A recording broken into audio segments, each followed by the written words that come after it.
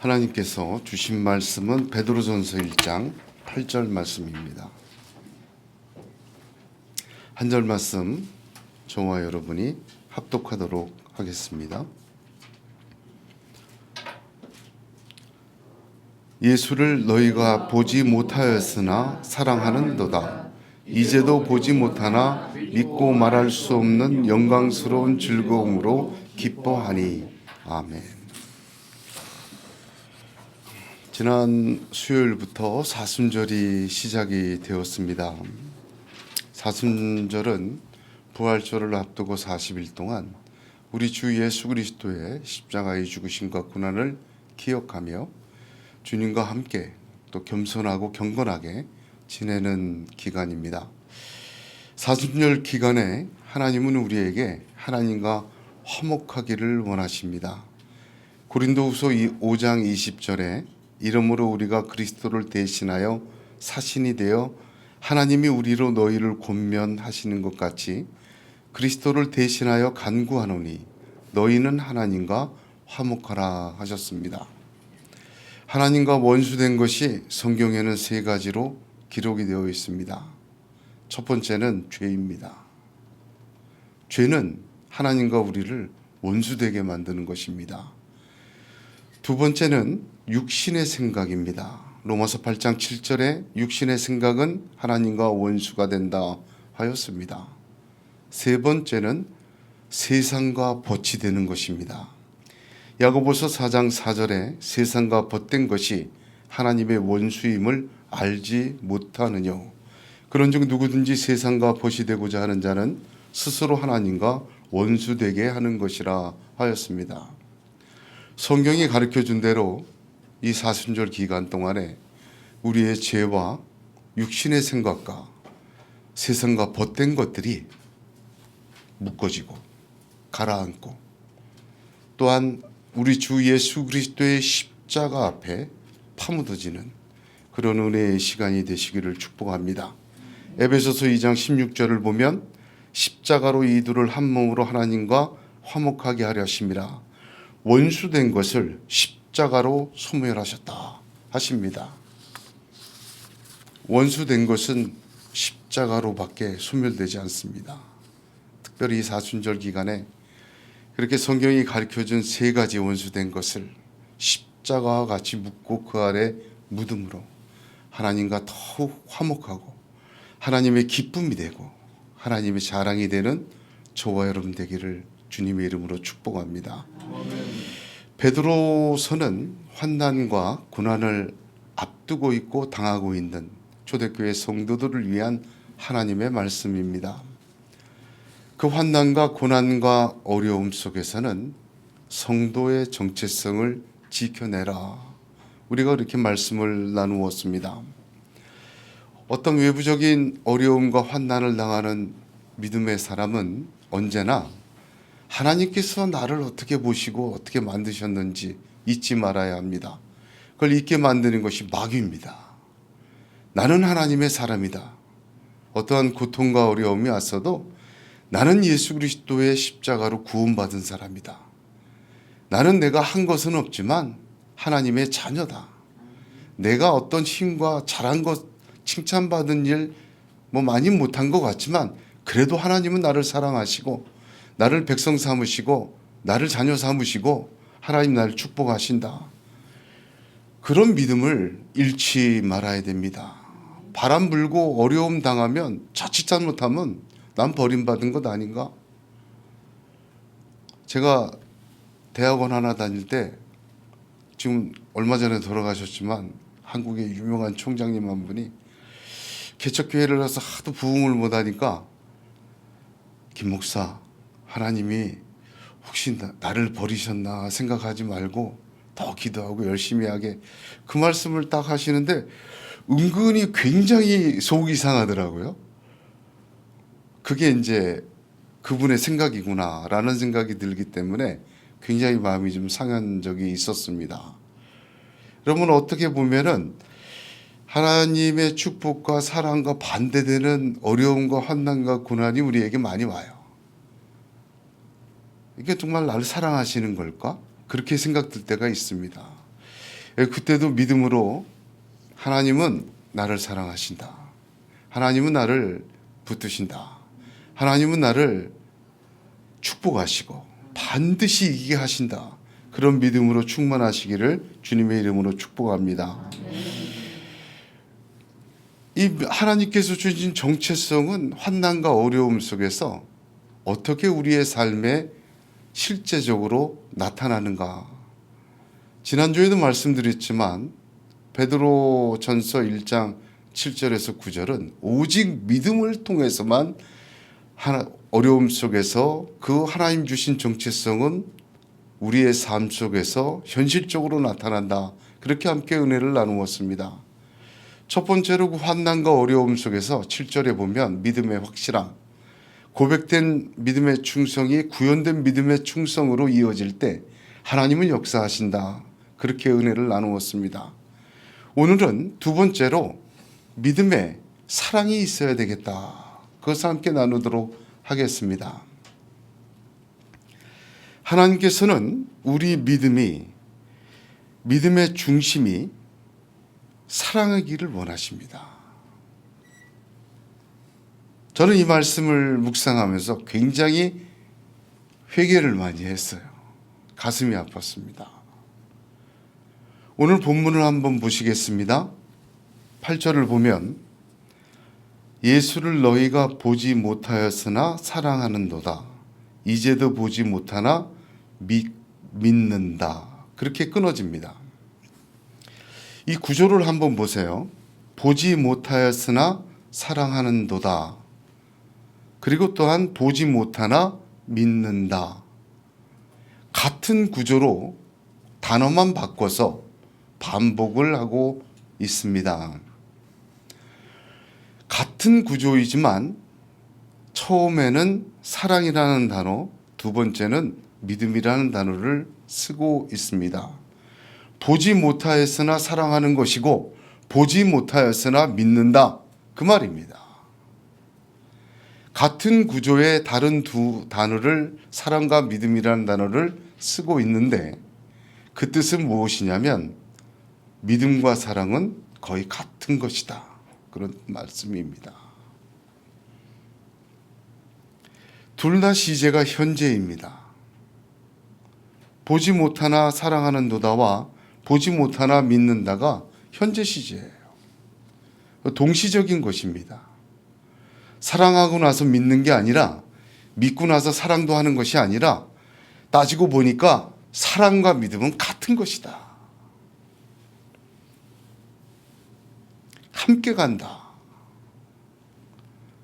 오늘 말씀을 나누면서 저와 여러분의 믿음의 핵심이, 저와 여러분의 믿음의 중심이 하나님 사랑인지 되돌아볼 수 있기를 주님의 이름으로 부탁을 드립니다. 이 둘 사이에, 사랑과 믿음 사이에 딱 하나의 차이가 있습니다. 이제도라는 단어가 굉장히 중요합니다. 다시 한번 본문 보겠습니다. 8절에 예수를 너희가 보지 못하였으나 사랑하는도다. 이제도 보지 못하나 믿는다. 이제도라는 단어가 사랑과 믿음 사이에 딱 박혀 있습니다. 이제도는 어떤 시점을 말하는 단어입니다. 어떤 시점입니까? 보지 못하였으나 사랑하는도다는 언제였어요? 복음을 들었을 때. 우리 주님이 나를 사랑하고 나를 위하여 십자가에 죽으심을 믿습니까? 네, 아멘. 나를 위해 죽으신 주님, 나도 주님을 사랑합니다. 복음을 들었을 때 우리는 주님을 사랑하게 되고 주님의 사랑을 깨닫게 됩니다. 그러나 이제도 라고 말합니다. 그 이제도는 환난과 어려움과 고통이 닥쳤을 때입니다. 편안하게 말씀 듣고 은혜 받고 하나님을 사랑하고 하나님 사랑 느껴지고 막 천국을 걷는 것 같은 때도 있어요. 그것도 동시적이지만 이제도. 그러나 성도가 그렇게 믿음 갖고 살다가 환난과 고통과 어려움을 당하는 이제도 역시 보지 못하지만 어떻게 갖는다? 믿는다. 그런 말씀입니다. 그렇습니다. 복음을 통해서 받은 하나님의 사랑, 하나님을 향한 우리의 사랑은 어려움이 닥쳐오면 믿음으로 이어져야 됩니다. 사랑이 하시는가? 내가 과연 사랑할 수 있는가? 그런 마음 먹지 말고 평상시에 은혜 받고 하나님 사랑 깨닫고 내가 하나님 사랑 깨달았으면 어려움 당할 때는 그게 뭐로 이어져야 돼요? 믿음으로 이어져야 된다. 사랑과 믿음은 다른 단어가 아니다. 사랑하기에 믿고 믿기에 또한 사랑하는 것입니다. 성도는 하나님께 구원의 사랑을 받았습니다. 지금도 받고 있습니다.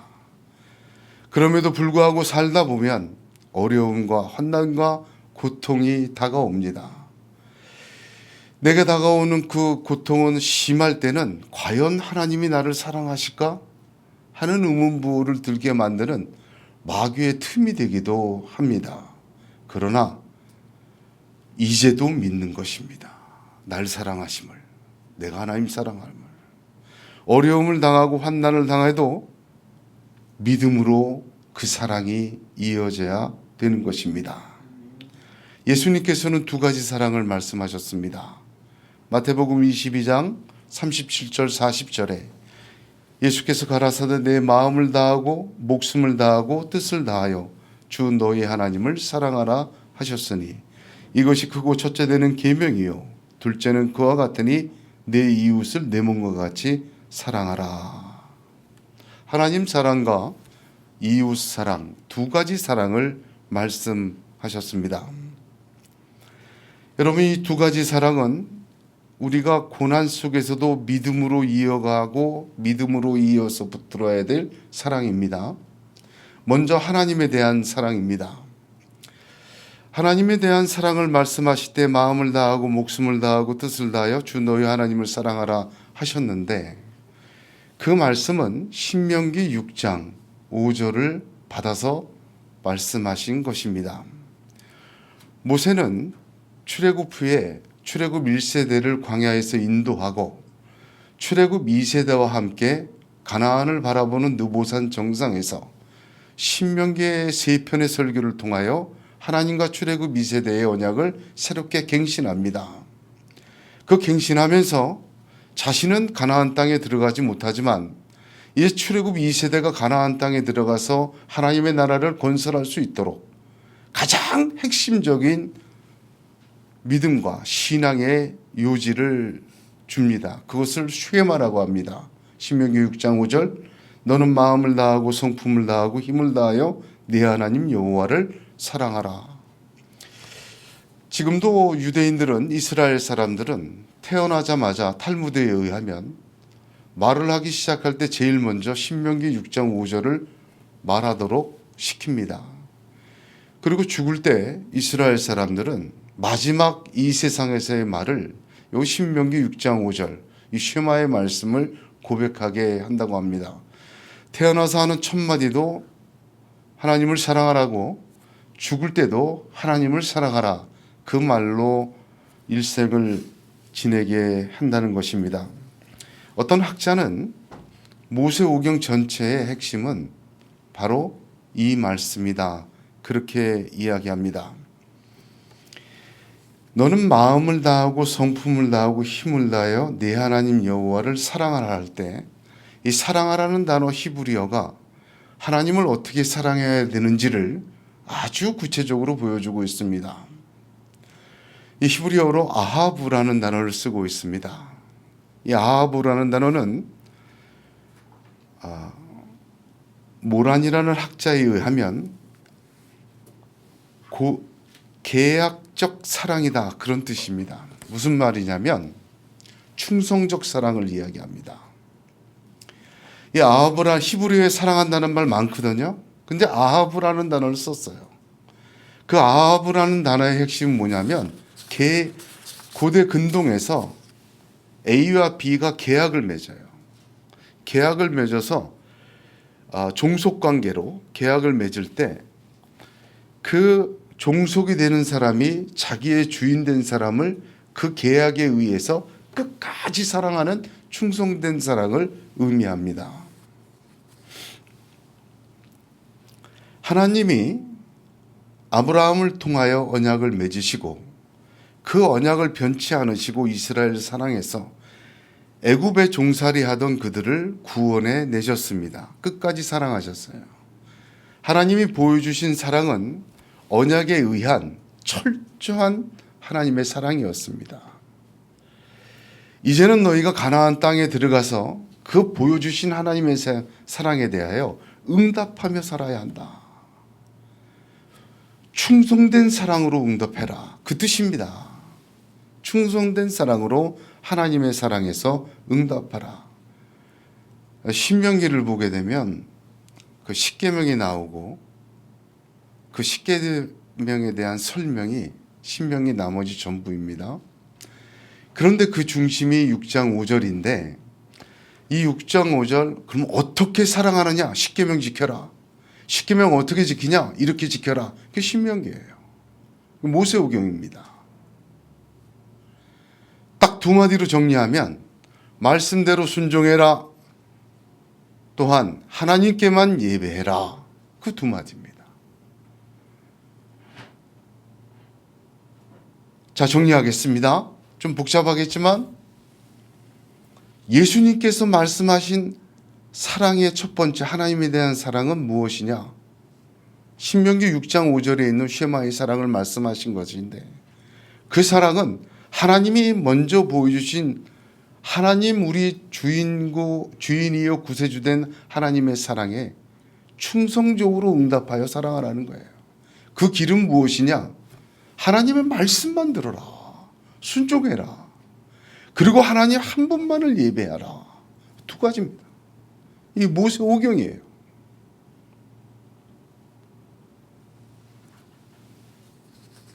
주님이 말씀하신 두 번째 사랑은 이웃사랑입니다.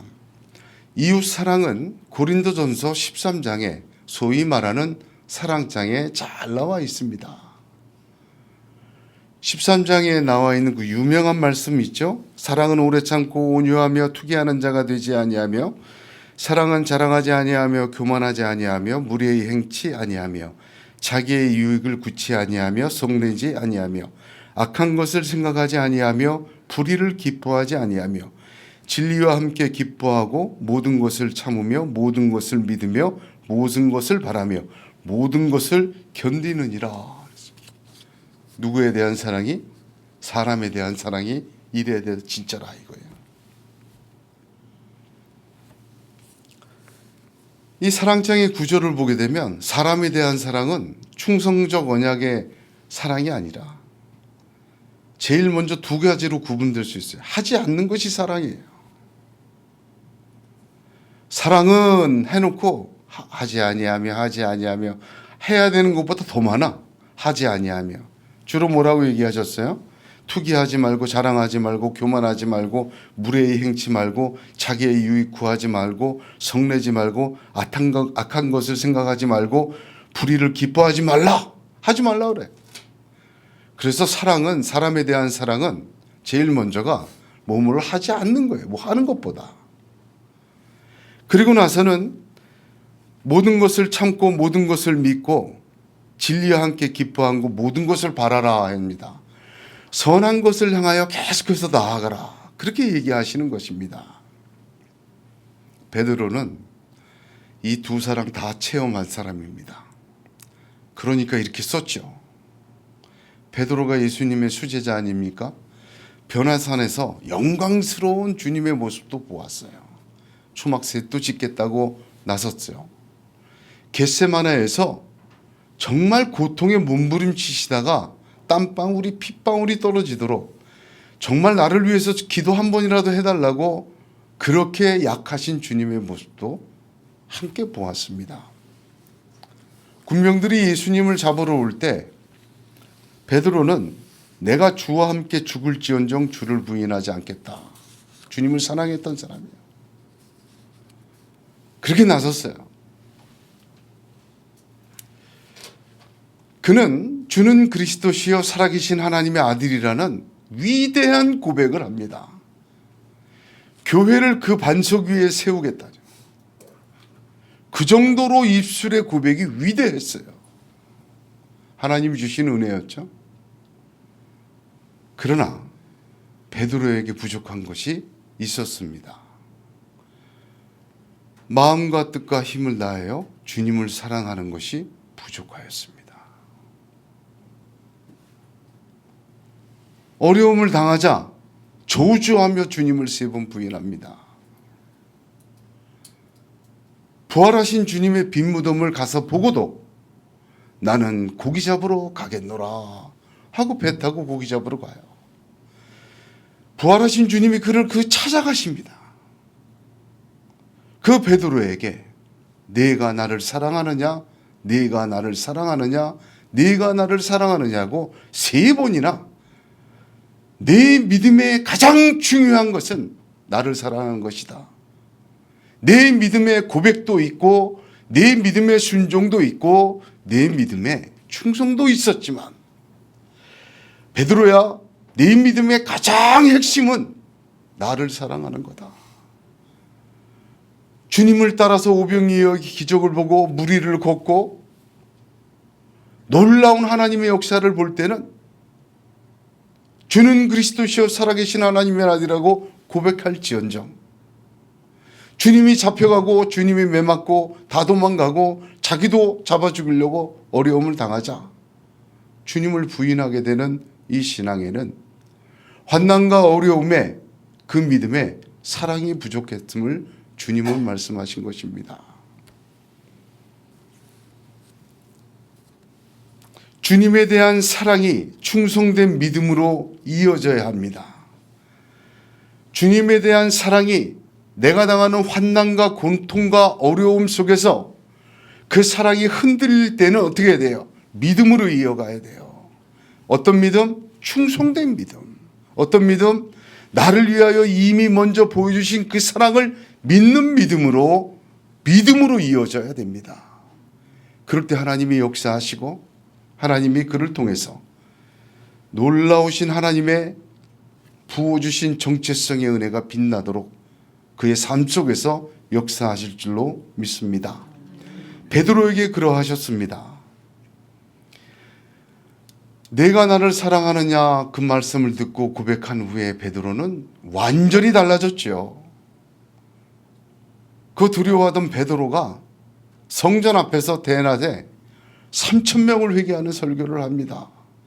너희들이 죽인 저 예수가 구세주였다. 회개해라.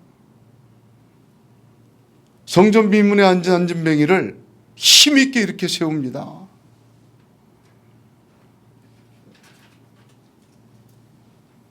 나를 사랑하리라는 사랑의 요구를 받고 난 후에 베드로는 완전히 달라지는 그의 사랑이 믿음으로 이어질 때 완전히 달라진 베드로를 우리는 보게 됩니다. 그런데 주님께서 베드로에게 내가 나를 사랑하느냐 물으실 때 그 첫 질문에 아주 특별한 어구가 있어요. 저는 늘 요한복음 21장 이 말씀을 묵상할 때마다 이 말씀이 무슨 뜻일까 와닿지는 않았습니다. 내가 나를 사랑하느냐 첫 번째 질문 전에 내가 이 사람들보다 나를 더 사랑하느냐 그걸 붙이셨어요. 이게 무슨 뜻일까? 공동 번역을 보면 이렇게 번역이 되어 있습니다. 요한의 아들 시몬아, 내가 이 사람들이 나를 사랑한 것보다 더 나를 사랑하느냐. 그러니까 예수님이 고기 잡으러 간 베드로에게 나타나서 다른 제자들 있는데 야 베드로야, 너 이 사람들보다 이 사람들이 나를 사랑하는 것보다 네가 나를 더 사랑하느냐? 그 뜻이라고 번역을 했어요. 공동 번역은. 근데 헬라어 원문을 보면 더 사랑하느냐가 사람들에도 걸릴 수 있고 예수에게도 걸릴 수 있어요. 그러면 한 가지 더 해석할 수가 있습니다. 무슨 뜻인가 하니 베드로 자신에게 너 이 사람들을 사랑하지? 그 사람들보단 나를 더 사랑해야 된다. 예수님의 12제자 중에 유일하게 베드로는 순교당할 때까지 장모와 자기 식구들, 부인과 다 데리고 다녔어요. 예수님이 수석제자 베드로였지 않습니까? 제가 보기엔 이 두 가지 해석이 다 맞을 것 같아요. 공동 번역에 번역한 것처럼 이 사람들이 나를 사랑하는 것보다 네가 더 나를 사랑하느냐, 그 요구를 하신 것도 맞다고 봐요. 동시에 베드로야, 네가 이 사람들을 사랑하는 것보다 나를 더 사랑해야 되지 않냐. 너 자신보다, 너 가족보다, 너 동료보다, 그 모든 것보다 나를 더 좀 사랑해야 한다. 저는 두 가지로 그렇게 이해를 합니다. 사람에 대한 사랑보다 하나님에 대한 사랑이 더해야 합니다. 할렐루야. 이웃에 대한 사랑보다 하나님에 대한 사랑이 더 먼저이고 더해야 합니다. 하나님을 사랑하되 이웃 사랑보다 덜 사랑하는 것은, 그것은 옳지 않습니다. 부족한 사랑이요. 환난과 어려움이 왔을 때는 베드로처럼 부인하게 될 수 있는 믿음이 되고 마는 것입니다. 주님은 우리 믿음에, 사랑이 부족한 우리의 믿음에, 그 우리의 사랑이 믿음으로 이어지기를 원하십니다. 특별히 고통과 환난과 어려움과 그런 외부적인 시련이 다가올 때 그 모든 것보다 예수님을 더 사랑하는 믿음이 되시기를 축복합니다. 여러분, 이런 믿음이 있어야 돼요. 어려웠어. 내 뿌리부터 흔들려. 하나님 나 사랑하시는 걸까? 내가 그렇게 은혜 받고 막 하나님 사랑합니다 하고 내 사랑받은 존재로 살아왔는데 갑자기 육신의 병이 들고 사업이 안 되고 사람이 속을 새기고 믿었던 것들이 다 배신을 하고 나는 고통스럽고 어려움을 당해요. 하나님 나를 버리셨는가? 하나님 나를 잊으셨는가? 그런 고통 속에서 하나님에 대한 사랑은 믿음으로 이어져야 돼요. 하나님 그걸 눈여겨보고 계십니다. 그렇게 믿음으로, 그 사랑이 믿음으로 이어질 때, 충성된 믿음으로 이어질 때 하나님이 약속한 언약은 그 사람의 삶 속에서 능력으로 역사합니다. 근데 그 믿음이, 그 믿음 속의 사랑이 어때야 되겠습니까? 사람들보다 더해야 되겠습니다. 어쩌면 그런 시기에 하나님의 사랑이 불분명해지고 하나님에 대한 충성과 믿음과 확신이 흔들릴 수 있는 고난과 어려움과 위험이 당할 때 오늘 성경의 말씀대로 이제도 보지 못하나 믿고 사랑할 수 있는, 더 사랑할 수 있는 그러한 순종이 있기를 주님의 이름으로 축복합니다. 더 사랑하는 거예요.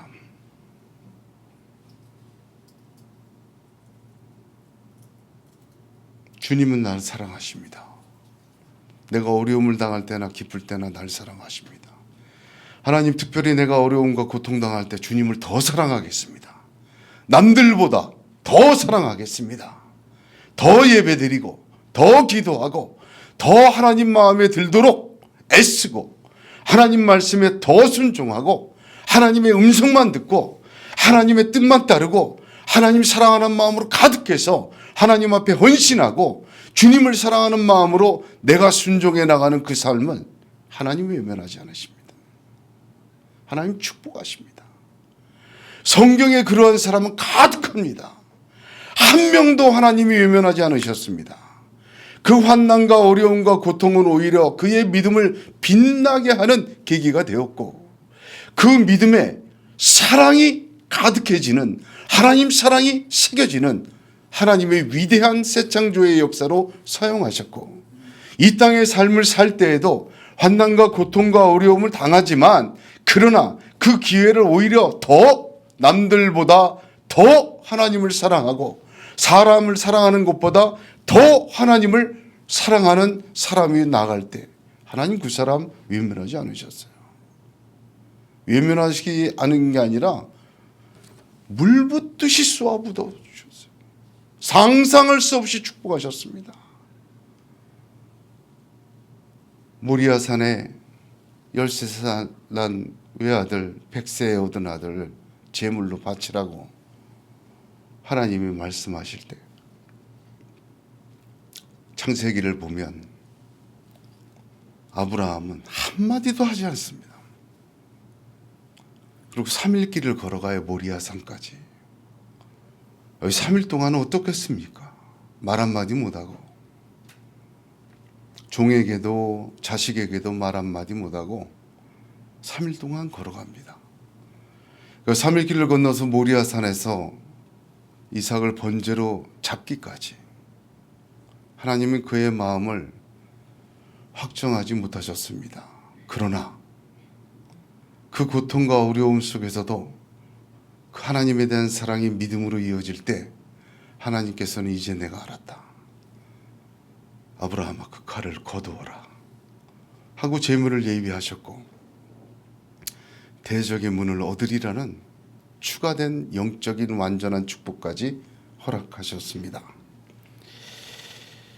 여러분, 우리가 고린도전서 13장에 사랑장 나누었죠. 사람 사랑도 이렇게 합니다. 사람 사랑할 때도 투기하지 말고, 자랑하지 말고, 교만하지 말고, 무례행하지 말고, 자기의 유익 구하지 말고, 성내지 말고, 악한 생각하지 말고, 불의를 기뻐하지 않는 것, 그게 먼저 사랑이라고 했어요. 여러분, 이렇게 하는 것보다 더 하나님을 사랑해야 되지 않겠습니까?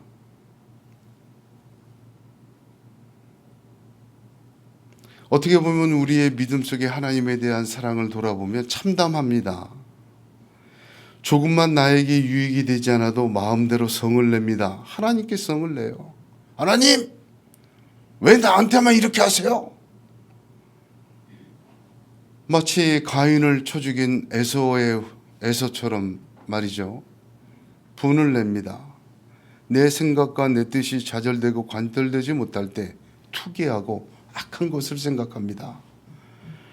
하나님이 금하시는 불의도 자기의 유익을 위해서는 용납하고 하나님에 대하여 무례히 행동합니다. 에휴, 주일은 주일 예배 안 가지 뭐 해주신 것도 없고 들어가서 예배할 마음도 없고, 이 무례히 행하는 거예요. 왜 하나님께 무례히 행합니까? 왜 하나님께 성을 냅니까? 왜 하나님 앞에서 교만합니까? 왜 하나님 앞에서 자랑합니까? 왜 하나님 앞에서 내 유익을 구합니까? 왜 하나님 앞에서 악한 것을 생각합니까? 돌아보면 사람 사랑하는 내용보다 못하게 하나님을 대한 저의 모습을 고백하지 않을 수가 없습니다. 고통스럽습니다. 이 말씀 들을 때. 조금만 잘 돼도 자기의 성과를 자랑하고, 조금만 못 되어도 참지 못하고 성을 내고, 조금만 안 되는 것 같고 고통과 어려움이 파도처럼 쓰나미처럼 몰려오면 악한 생각을 자꾸 누워서 하게 되고, 어쩌면 하나님을 무례히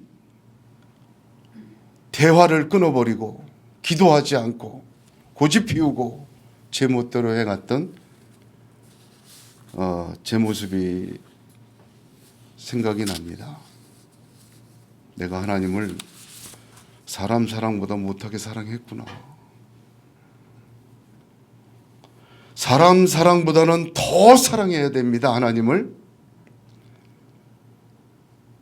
변함없는 사랑이 확인되면서 변함없이 하나님을 따라가게 됩니다.